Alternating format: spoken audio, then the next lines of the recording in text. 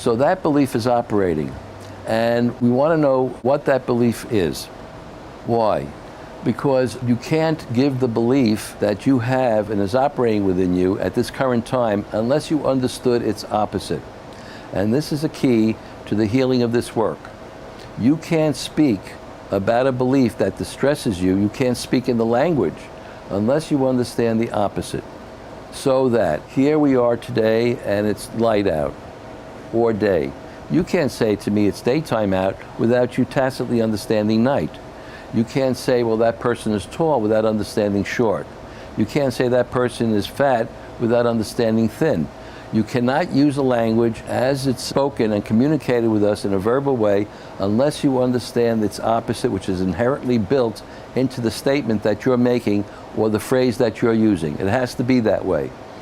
So her belief at first was, I am going to need to have stitches. That was the first thing that came to her. That's a common reflexive response. It's a reflexive response. And you hear the belief, I'm going to, means that she puts it into the future. She says it and projects it into the realm of existence that doesn't exist. It's called the future. We call it future talk. And future talk is a projection into a time, place, and circumstance that doesn't exist. It's a projection into a realm that has probability, but is treated by us as though it exists now. It's treated as an inherent now. When it isn't now, it's someone later. Something that's not here at this present moment, but treated as though it exists in this present moment. And the way we understand it, that we're speaking in the future, is by listening to the tense, by listening to the grammatical construction, by listening to the way you speak and think, which is that course that you learned, I'd learned it in elementary school, where I zoned out in the 8th grade when they taught grammar.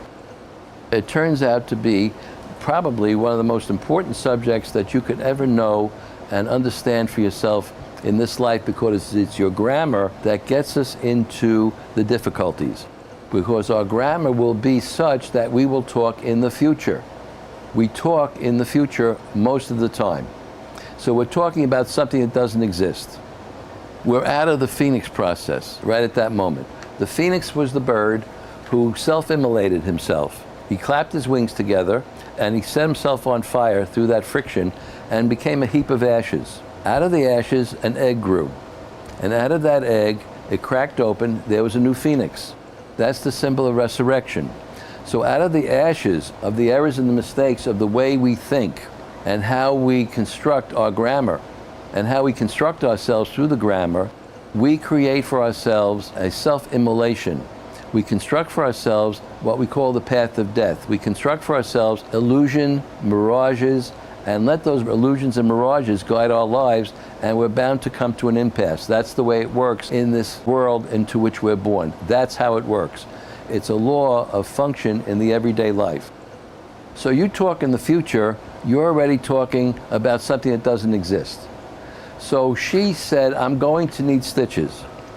All of you here, have a current working belief, probably, although you've done a lot of work with me along these lines and you found that you've mastered a lot in yourselves about this, but it still comes up reflexively, because I don't know that we're ever free of it through our lives. We become the masters of it, so when it appears, it comes as a little blip and it doesn't affect us ultimately.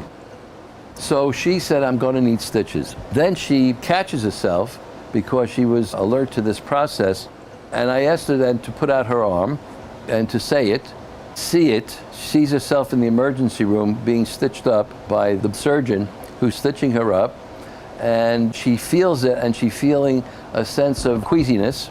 She's feeling unsettled in herself, jittery, and she has a sense of queasiness. And we then tap the back of her hand and her arm goes down. So what's the new belief? You can't say that you are going to need stitches unless you understand its opposite. You can't possibly make that statement. And so she reflects for a moment, stops, because that's important to pause for a moment, stop. What's the belief that is the opposite of this? I don't need any outside medical attention. See it. I see the finger healing up, and it has a golden aura around it, and I see it and I feel lighter, and my sense is one of feeling pleasant and in charge of myself. She then leaves, gets into the car with her husband, who's driving her and he to their home outside the city. And she's doing this process like that. She says it, sees it, senses it, feels it. And she sticks her arm out each time she does it with her eyes open to give her a reconfirmation or a confirmation of her intention. My intention is to heal myself. That's her intention. And she juts her arm out, not only to confirm the inner-outer relationship, but to also reinforce the intention.